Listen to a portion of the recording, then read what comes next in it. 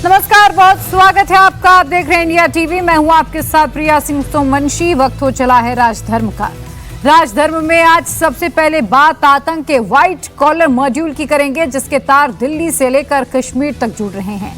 5 दिन के भीतर दो धमाकों के चलते देश दहल गया। 10 नवंबर को राजधानी दिल्ली के लाल किला के पास धमाका हुआ था, जिसमें 13 लोगों की मौत हुई थी, जबकि 20 से ज्यादा लोग घायल हुए थे। तो वहीं दूसरा धमाका कल रात 11:42 पर जम्मू कश्मीर के नौगाम में हुआ।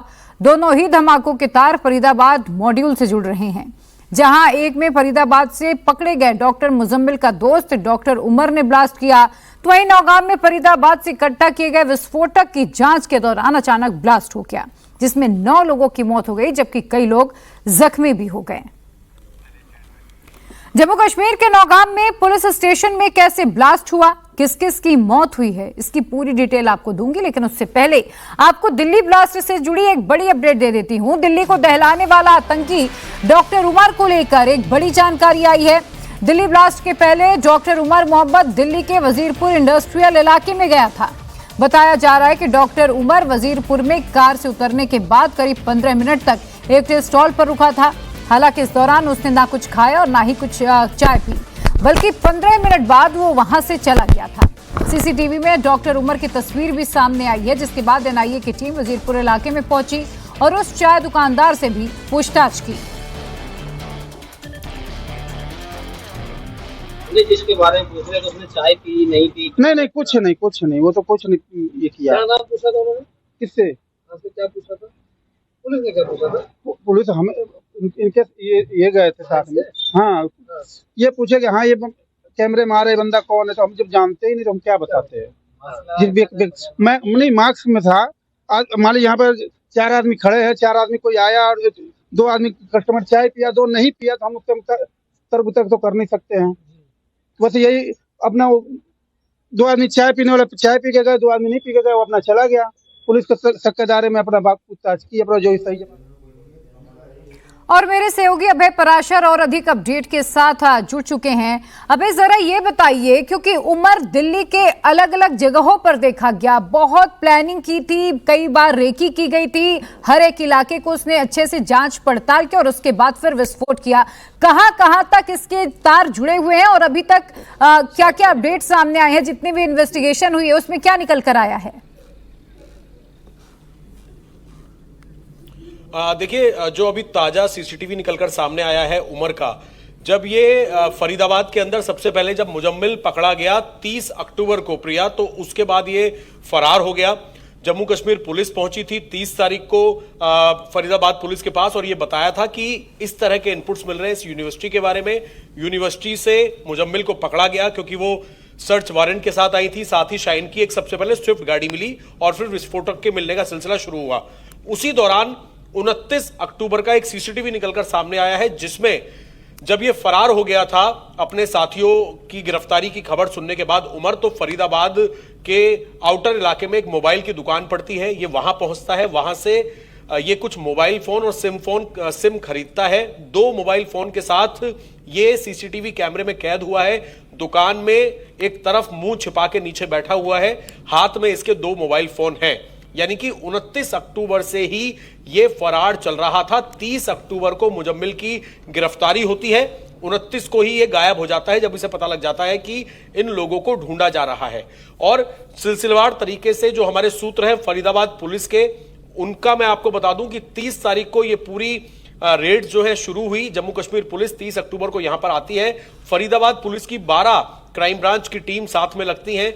यूनिवर्सिटी के अंदर रेड्स की जाती है, मुजम्मिल की गिरफ्तारी होती है। शाइन की एक सफेद रंग की सिल्वर कलर की, माफ कीजिएगा, एक स्विफ्ट गाड़ी बरामद करती है। उसके अंदर से असॉल्ट राइफल, कुछ मैगजीन, एक पिस्टल बरामद होती है।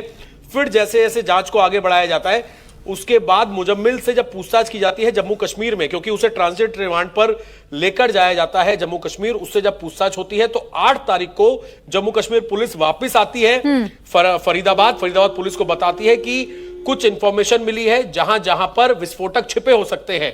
तो यहां पर एक मद्रासी का घर है फरीदाबाद में, वहां से जो 350 किलो विस्फोटक मिला है वो बिल्कुल तैयार अवस्था में मिला था और अभी भी रेड्स चल रही हैं। बिल्कुल समझा जा सकता है कि किस तरीके से अल-फलाह यूनिवर्सिटी को इन आतंकियों ने व्हाइट कॉलर व्हाइट कोट की आड़ में, डॉक्टरी की आड़ में अड्डा बना लिया था और वहीं से पूरी प्लानिंग प्लॉटिंग कर रहे थे। बहुत शुक्रिया भाई आपको तमाम जानकारी के लिए। दिल्ली बम धमाके से जुड़ी एक और बड़ी खबर आ रही है।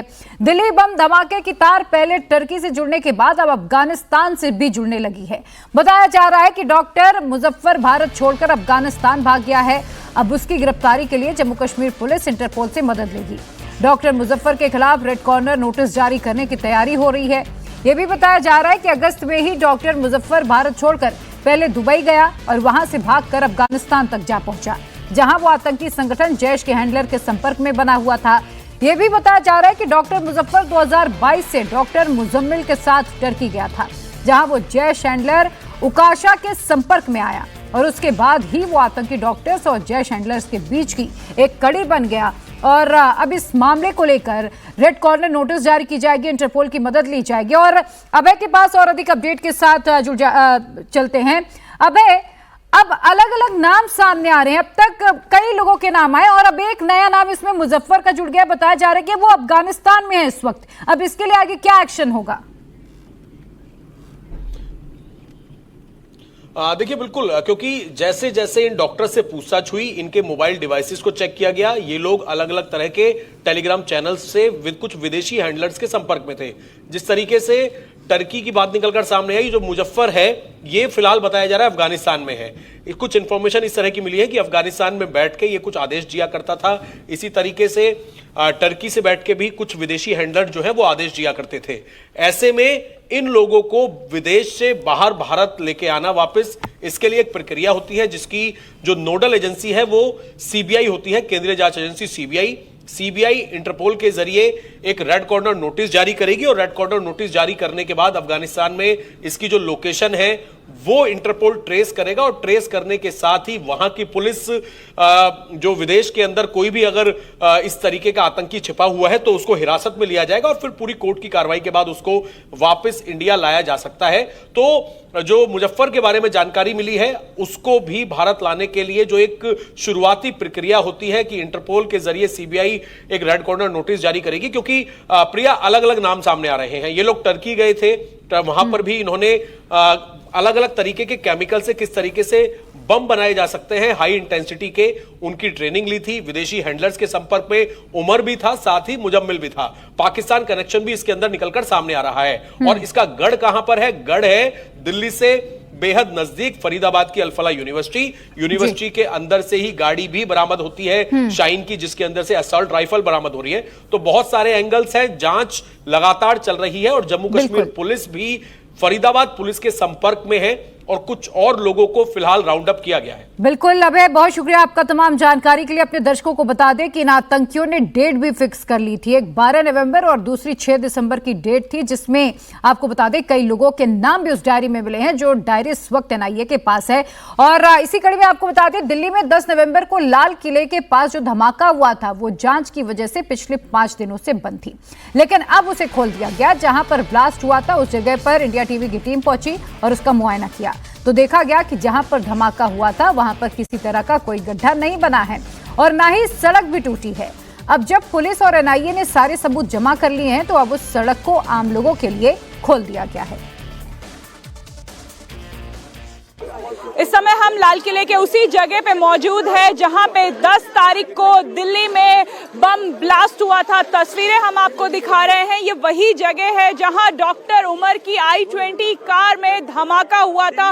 वो आतंकी हमला जिसमें भारतवासियों ने 13 भारतवासियों की जान गई और 22 अभी भी घायल हैं। तस्वीरें हम आपको दिखा रहे हैं उसी जगह की, क्योंकि अब इस इलाके को एजेंसीज ने खोल दिया है, क्योंकि सभी सबूत यहां से जुटा लिए गए हैं और जो फॉरेंसिक की रिपोर्ट आई है वो चौंकाने वाली है। उसमें ये साफ है कि एक डेटोनेटर का इस्तेमाल किया गया।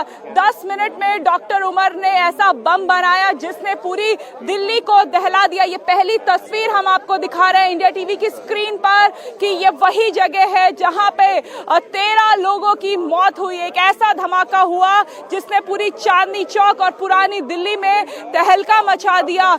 यहीं पे ब्लास्ट किया गया था।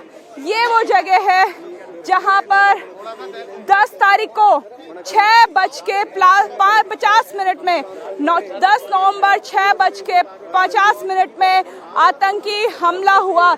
यही डॉक्टर उमर की I-20 कार मौजूद थी।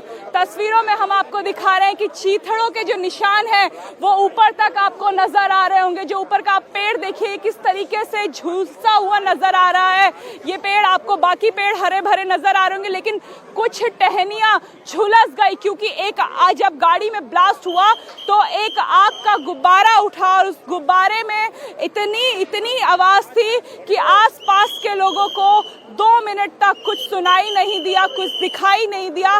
एक बड़ा धुएं का गुब्बार आया। जो सबसे बड़ी बात है कि यहाँ पे हमें कोई सड़क टूटी हुई नजर नहीं आ रही है, जो कि दिल्ली पुलिस और एजेंसीज ने पहले भी साफ कर दिया था कि इस ब्लास्ट में कोई भी सड़क नहीं टूटी है, खड्डा नहीं हुआ। यानी एक नया मॉडर्न ऐसा बॉम्ब बनाया डॉक्टर उमर ने, जिसने पूरी दिल्ली को दहलाया। और ये पहली तस्वीर है उस स्पॉट की जहां पे 10 नवंबर को शाम 6:50 में आतंकी हमला हुआ, ब्लास्ट हुआ, जिसमें 13 लोगों की मौत हुई थी। ये हमला आतंकी हमला था, इसकी पुष्टि हो चुकी है। और इस हमले में जो डेटोनेटर यूज किया गया, ये बताया जा रहा है, जो फॉरेंसिक की रिपोर्ट आई है कि 10 मिनट में असेंबल करने वाला टाइम बॉम्ब बनाया गया था। और वो टाइम बॉम्ब इतना खतरनाक था कि वो जहां पे मौजूद था वहां से 100 मीटर की दूरी तक इसका इफेक्ट हुआ है। 40 गाड़ियां इस बॉम्ब ब्लास्ट की जद में आई, जिसमें से 6 गाड़ियां पूरी तरीके से टूट गई, पूरी तरीके से फट गई, लोगों के चीथड़े उड़े। जो छोटी गाड़ियां थी, ऑटो थे, ई रिक्शा थे, उनके तो पूरा नामो निशान मिट गया। जो I-20 गाड़ी थी वो पूरी 60% पूरी तरीके से डिस्ट्रॉय हो गई थी और 40% गाड़ी का अवशेष बचा था, जिसमें डॉक्टर उमर के शरीर के कुछ अवशेष भी बचे थे, जिसका DNA टेस्ट कराया गया। और ये कंफर्म हुआ कि दिल्ली में जो आतंकी हमला हुआ वो डॉक्टर उमर ने किया। और white collar doctor terror module का भी इसमें खुलासा हुआ। तस्वीरें, ये ही वो स्पॉट है, यही वो जगह है। और अब देखिए कि 5 दिन तक एजेंसीज ने इस रास्ते को बंद किया हुआ था। सभी जो फॉरेंसिक एविडेंस जुटा लेने के बाद अब राजधानी दिल्ली के लाल किले के ठीक सामने की सड़क को लोगों के लिए एक बार फिर से खोल दी गई है। तो दिल्ली ब्लास्ट को लेकर एक और बड़ा खुलासा हुआ है। फॉरेंसिक जांच में इस बात का खुलासा हुआ है कि डॉक्टर उमर मोहम्मद बम बनाने में एक्सपर्ट था। फॉरेंसिक की टीम ने जब I-20 कार के मलबे की जांच की तो इस बात का खुलासा हुआ। फॉरेंसिक टीम को मौके से मिले पतले तार मिले। साथ ही जांच में यह भी पता चला कि फ्यूल ऑयल के साथ डेटोनेटर टाइमर इस्तेमाल किया गया था। यह भी बताया जा रहा है कि आतंकी डॉक्टर उमर मोहम्मद ने अमोनियम नाइट्रेट में फ्यूल ऑयल और ट्रांसफार्मर ऑयल मिलाकर विस्फोटक तैयार किया, जिसे पतली सी तार के साथ 3 mm या फिर 9 mm की बैटरी के साथ टाइमिंग डिवाइस लगाकर तैयार किया होगा। अमोनियम नाइट्रेट के साथ सर्किट और एक स्विच की जरूरत होती है, जिसे मैन्युअली ऑपरेट किया जाता है। इस स्विच को बेहद आसानी के साथ हाथ से आम स्विच की तरह ही ऑन ऑफ किया जा सकता है। फॉरेंसिक जांच में यह लग रहा है कि उमर ने ऐसे ही स्विच का इस्तेमाल कर ब्लास्ट किया होगा। धमाके की वजह से मेट्रो स्टेशन के शीशे टूट गए थे। हालांकि अब उसे ठीक कर दिया गया है और आज शाम से आम लोगों के लिए खोल दिया जाएगा।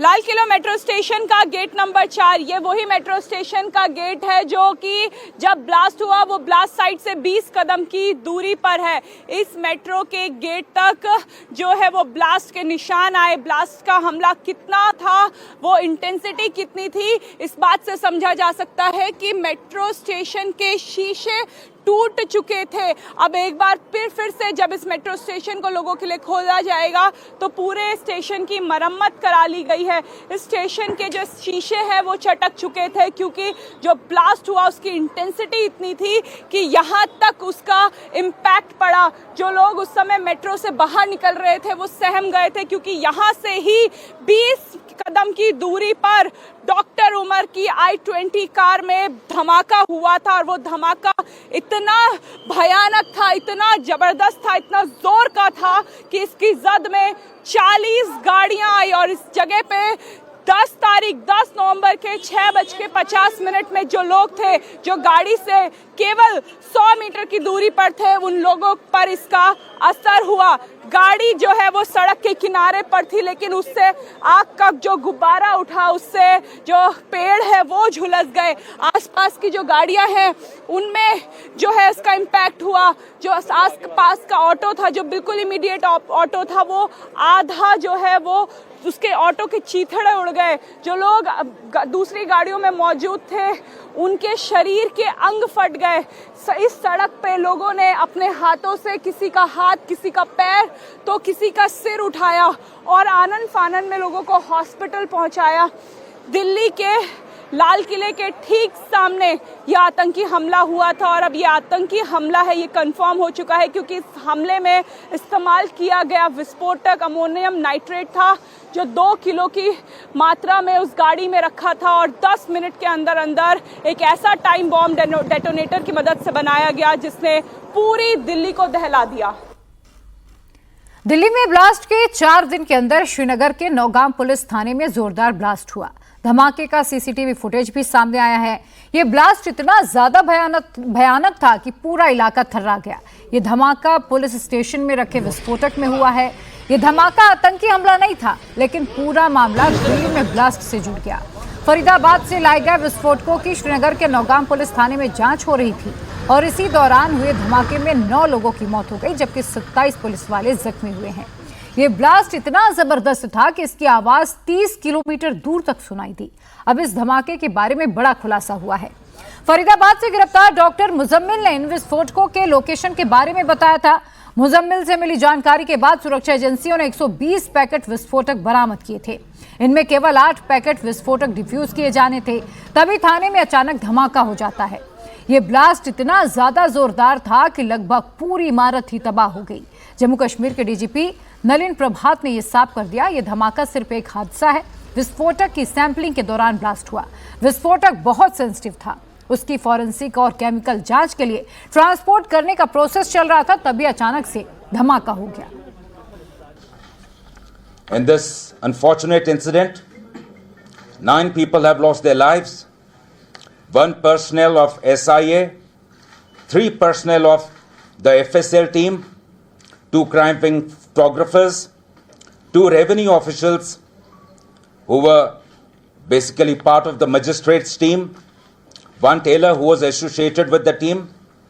In addition, 27 police personnel, 2 revenue officials and 3 civilians from the adjacent areas have received injuries.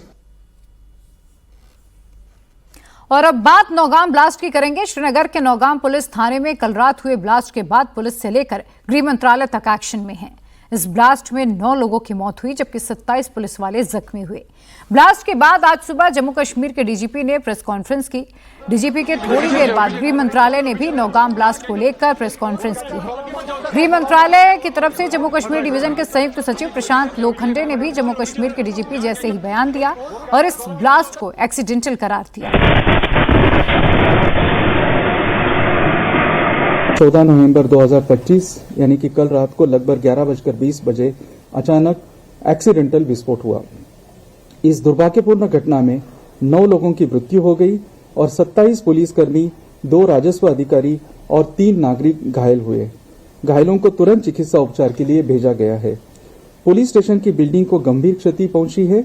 इसके अलावा आसपास की इमारतें भी क्षतिग्रस्त हुई हैं। घटना के कारणों की जांच की जा रही है। तालिबान ऑन फायर है और पाकिस्तान करने वाला सरेंडर है। पाकिस्तान में इस वक्त अफगान तालिबान का खौफ इस कदर है कि वहां के हुक्मरान सिर्फ चीख चिल्ला रहे हैं, लेकिन कोई ठोस कदम नहीं उठा पा रहे। पाकिस्तान में 28 घंटे के भीतर 2 ब्लास्ट हुए, लेकिन पाकिस्तान सिर्फ अफगानिस्तान को ब्लेम कर रहा है, कुछ एक्शन नहीं ले पाया। लेकिन तालिबान एकदम हाई मोड में है। उसकी वार्निंग सिर्फ 2 लाइन की है, अगर युद्ध हुआ तो छोड़ेंगे नहीं। और अब तो इस्लामाबाद पर तालिबान ने ट्रेड बम भी फोड़ दिया है, जिसका असर यह है कि पाकिस्तान घुटनों पर तो पहले से ही था, अब पूरी तरह से जमीन पर औंधे मुंह गिर चुका है। पाकिस्तान में 2 दिन में 2 बम फटे तो पाकिस्तानी अफगान चिल्लाने लगे।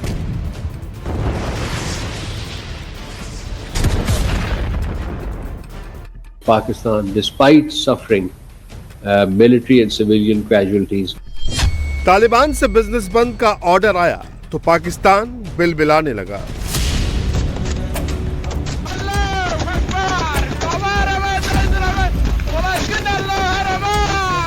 इस्लामाबाद और अफगान बॉर्डर के पास साउथ वजीरिस्तान में धमाका हुआ, जिसके बाद पाकिस्तान में त्राही मची है। पाकिस्तान अफगानिस्तान में 3 दौर की बातचीत फेल हो चुकी है। अफगानिस्तान से बचने के लिए पाकिस्तान के पास कोई रास्ता नहीं बचा है।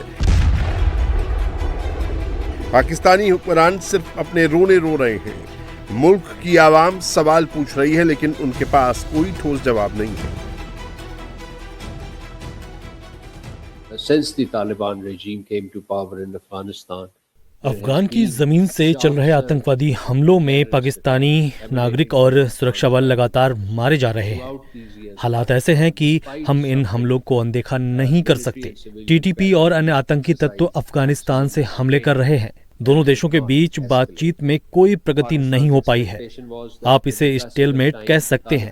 बातचीत में डेडलॉक है, लेकिन पाकिस्तान संवाद के माध्यम से मतभेद दूर करने के लिए प्रतिबद्ध है। terrorists hiding in Afghanistan as a humanitarian issue.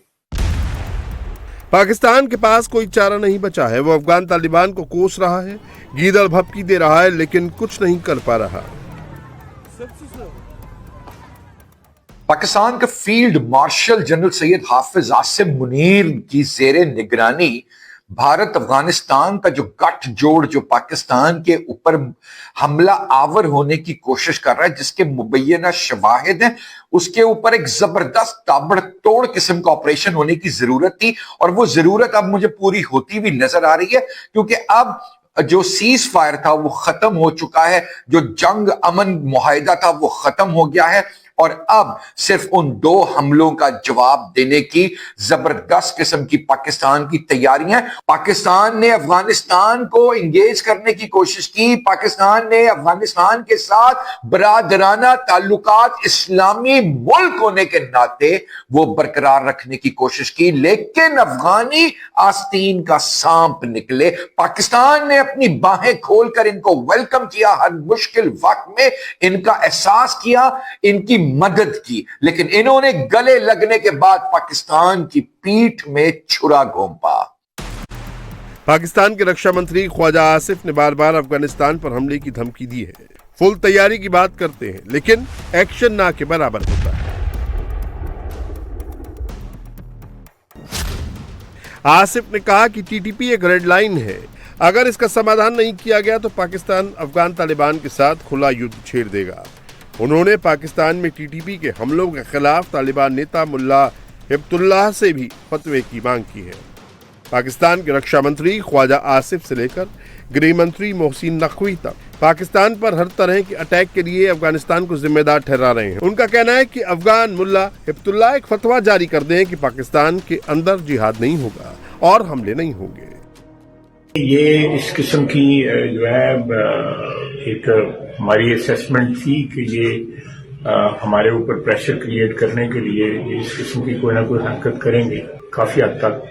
तो वो अब उसको जब इस्लामाबाद लेके आए, ये रियासत को जो है वो इसको एक पैगाम समझना चाहिए कि इस वक्त अफगानिस्तान में बैठे दहशतगर्द जिनकी अफगान हुकूमत जो है पिस्तौनाई कर रही है, वो इस जंग को जो है उसका जो टेम्परेचर जो है उन्होंने इंक्रीज कर दिया है। दूसरी तरफ अफगानिस्तान का रुख सख्त है। उनका कहना है कि पाकिस्तान अपनी जमीनी प्रॉब्लम के लिए हमें जिम्मेदार ना ठहराए। तालिबान विदेश मंत्री मुत्तकी ने बेहद सख्त लहजे में पाकिस्तान को वार्निंग दी है। पाकिस्तान की सरकार अगर हमारी तरफ उंगली उठाने की बजाय अपने घर की चीजें ठीक करने पर ध्यान देगी तो उसका बहुत ज्यादा फायदा मिलेगा। पाकिस्तान की ओर से लगातार ये कहा जा रहा है कि उसकी हर समस्या के लिए काबुल जिम्मेदार है। हमने बहुत साफ साफ कहा है कि हमारी जमीन का इस्तेमाल किसी दूसरे के खिलाफ नहीं होगा, लेकिन इस्लामाबाद इसे मान ही नहीं रहा है। हम इस्लामाबाद से कहना चाहते हैं कि अपनी समस्याओं के लिए हमें दोष देना बंद करिए और अपने घर को संभालिए। अफगानिस्तान के हवाई क्षेत्र का उल्लंघन या उसके नागरिकों पर बमबारी की गई तो फिर तालिबान सरकार चुप नहीं रहेगी। पाकिस्तान की ओर से हमला होता है तो हमारे पास जवाब देने के अलावा कोई विकल्प नहीं है। हम कड़ी जवाबी कार्रवाई करेंगे।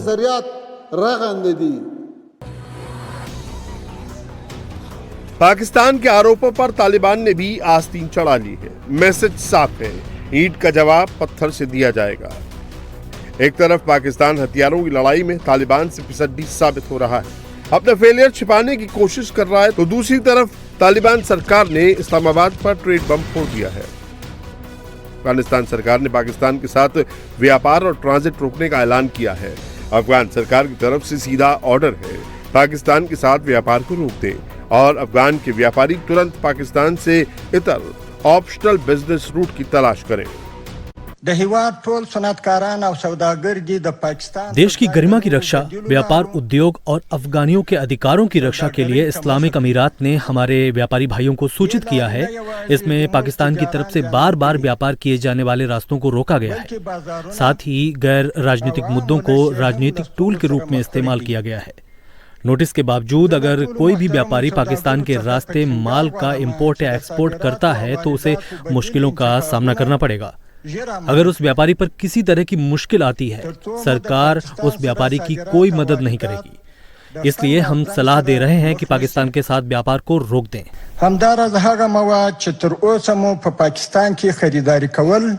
तालिबान सरकार ने लेन देन खत्म करने के लिए 3 महीने का वक्त दिया है। इस सख्त फैसले से पाकिस्तान में हाहाकार मचा है। पाकिस्तानी एक्सपर्ट्स का मानना है कि इस फैसले से ज्यादा नुकसान पाकिस्तान का होगा। पाकिस्तान हमेशा से ये इम्प्रेशन देता आया है कि अफगानिस्तान से सिर्फ पाकिस्तान ही ट्रेड होती है और अफगानिस्तान की हम ट्रेड बंद कर देंगे तो भूखे मर जाएंगे, बीमारों से मर जाएंगे और घुटनों पे आ जाएंगे। ये एक इम्प्रेशन पाकिस्तान देता रहा है, जबकि अफगानिस्तान के डायरेक्ट बॉर्डर मिलते हैं सेंट्रल एशिया से, उज़्बेकिस्तान, ताजिकिस्तान से, चाइना से, ईरान से। तो अफगानिस्तान को पाकिस्तान की ऐसी ज़रूरत है नहीं और ये पाकिस्तान का नुकसान है, अफगानिस्तान का नहीं है, क्योंकि पाकिस्तान का सारा माल जो कि कोई लेने को तैयार नहीं वो अफगानिस्तान जाता है। दूसरा, पाकिस्तान के रास्ते सेंट्रल एशिया, रशिया, चाइना तक माल जाता है थ्रू अफगानिस्तान। पाकिस्तानी अब सोशल मीडिया पे ये कह रहे हैं कि हमें तुम्हारी ट्रेड की ज़रूरत नहीं, ये है वो है। एक्चुअली देखें, एक छोटी सी मिसाल ले लें कि पाकिस्तान फार्मास्यूटिकल मैन्युफैक्चरर्स एसोसिएशन के चेयरमैन ताहिर अजीम ने प्रेस कॉन्फ्रेंस की और उन्होंने कहा कि हमारे डजन्स ऑफ कंटेनर जो हैं वो दवाइयों से भरे हुए, अरबों रुपए की दवाइयाँ उसमें हैं, वो तोरखम और चमन बॉर्डर पे खड़े हैं और चूंकि वहाँ पे ओपन टेम्परेचर होता है तो उससे इन दवाइयों का ख़राब होने का ख़तरा है। खाली एक कंपनी की 85 करोड़ रुपए की दवाइयाँ हैं, ऐसी 50 और कंपनियाँ हैं।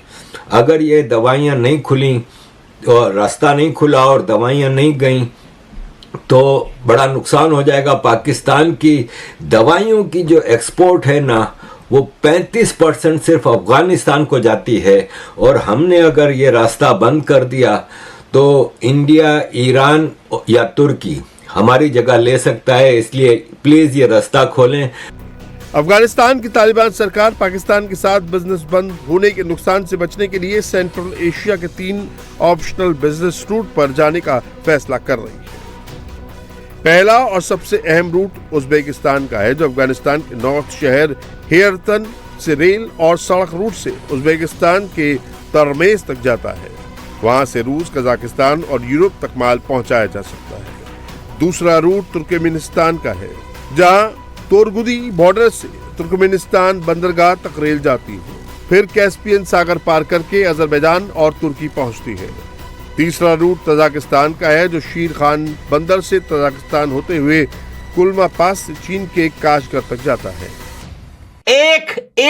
एक रास्ता बंद करने से ना पाकिस्तान का गला दब सकता है। कैसे? ऐसा कि पाकिस्तान कंप्लीटली सेंट्रल एशिया से कट जाएगा, कभी ये सेंट्रल एशिया का मुंह नहीं देख पाएगा। आपको पता है कि इनकी हजारों गाड़ियां अफगानिस्तान से होकर ये बाकी सेंट्रल एशिया के देशों को जाती है। हजारों गाड़ियां हर रोज, एक महीने की मैं बात नहीं कर रहा, रोजाना सुबह 9 बजे 8 बजे से लेकर शाम तक हजारों की तादाद में गाड़ियां पाकिस्तान से होके जाती है और वहां से होके पाकिस्तान आती है। ये रास्ता अगर हम बंद कर दें तो पाकिस्तान को जो थोड़ा बहुत आटा मिल रहा है वो भी नहीं मिलेगा। यहां से कुछ फल फ्रूट सब्जियां जाती थी, लेकिन पाकिस्तान से बड़ी तादाद में चीजें एक्सपोर्ट होती थी अफगानिस्तान। अगर ये बंद होता है तो इसमें ज्यादा जो नुकसान होगा वो पाकिस्तान को होगा, अफगानिस्तान को नहीं होगा। पाकिस्तान जाने वाली इतनी खास चीजें नहीं थी, उसमें थोड़ी बहुत फल फ्रूट वगैरह चीजें थी और थोड़ी बहुत जो है ड्राई फ्रूट वगैरह थी जो अफगानिस्तान से एक्सपोर्ट होकर पाकिस्तान इंपोर्ट की जाती थी। लेकिन पाकिस्तान से काफी ज्यादा चीजें अफगानिस्तान इंपोर्ट होती है। पाकिस्तान और तालिबान के बीच जंग के हालात हैं तो रूस और यूक्रेन पिछले करीब 4 साल से जंग लड़ रहे हैं। पुतिन 2 फ्रंट पर वॉर लड़ रहे हैं और एक तरफ उनके सामने अमेरिका को रोकने की चुनौती है तो दूसरी तरफ यूक्रेन पर जीत हासिल करने का लक्ष्य। पुतिन यूक्रेन पर ताबड़तोड़ बम बरसा रहे हैं और यूक्रेन के राष्ट्रपति ज़ेलेंस्की इन हमलों को रोकने में असहाय हो रहे हैं। अब बीती रात पुतिन ने यूक्रेन की राजधानी में इतनी मिसाइलें दागी कि रात को दिन जैसा उजाला हो गया। आखिर ज़ेलेंस्की के पास अब क्या ऑप्शन बचा है, हमारी इस रिपोर्ट में समझिए।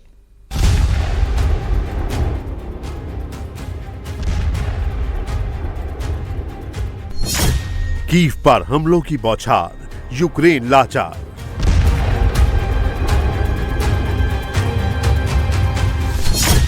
रूस ने तेज किया हमला, यूक्रेन दहला।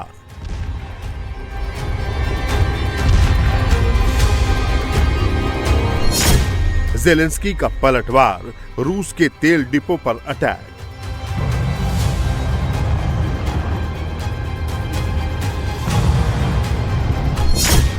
एक 1360 दिन से जारी जंग, कब होगा दी एंड?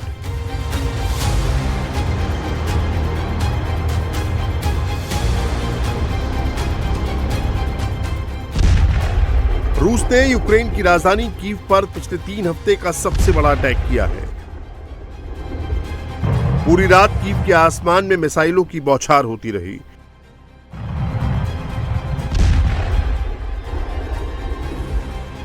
कीव का आसमान मिसाइलों से गूंजता रहा। रूस ने कीव के सभी 10 जिलों को निशाना बनाया, लेकिन सबसे ज्यादा तबाही एक हाई राइज सोसाइटी को हुई है। ये सोसाइटी पूरी तरह तबाह हो चुकी है। इस अपार्टमेंट में एक भी मकान के दरवाजे या खिड़कियां सुरक्षित नजर नहीं आ रही हैं। यूक्रेन के राष्ट्रपति व्लादिमीर ज़ेलेंस्की ने दावा किया है कि रूस ने कीव पर 430 ड्रोन और 18 मिसाइल दागी हैं, जिनमें 6 लोगों की मौत हुई है जबकि 35 लोग घायल हुए हैं। रूस के हमले की चपेट में कीव का अजरबैजान दूतावास भी आया है। रूस के इस्कंदर मिसाइल के मलबे से दूतावास को नुकसान पहुंचा है। केवल कीव में रूसी हमले में 6 लोगों की मौत हुई है। मेरी संवेदनाएं इस परिवार में मारे गए लोगों के परिजनों के साथ हैं। 30 से ज्यादा लोग घायल हैं, जिनमें बच्चे भी हैं। इसके अलावा भी हमारे दूसरे शहरों और गांवों में अटैक हुए हैं। यूक्रेन को वो सब कुछ करना होगा कि जिससे रूस के हमलों का जवाब दिया जा सके। हमारे हथियार, अंतर्राष्ट्रीय पाबंदियां और राजनीतिक दबाव रूस पर काम कर रहे हैं और उनका और ज्यादा असर होगा। यूक्रेन का साथ देने वाले सभी लोगों का धन्यवाद। हमारे देश और यूक्रेन की हितों की रक्षा करने वाले सभी का धन्यवाद। यूक्रेन ने अपने एयर डिफेंस सिस्टम से रूस की मिसाइलों को गिराने की कोशिश की, लेकिन तस्वीरों को देखकर लगता नहीं है कि उसे कोई खास कामयाबी मिली है। रूस का यह अटैक कितना जबरदस्त था, इसका अंदाजा इन तस्वीरों से लगाया जा सकता है। अपार्टमेंट के बीचों बीच सुराग बन चुके हैं। मकानों के अंदर मलबे के सिवा कुछ नहीं बचा है। रात को हमले के समय लोग अपने घरों में सो रहे थे। 15 लोगों को अस्पताल में भर्ती कराया गया है। मुझे कुछ भी सुनाई नहीं पड़ रहा था। मुझे लगा कि मेरे बालों में आग लग गई है।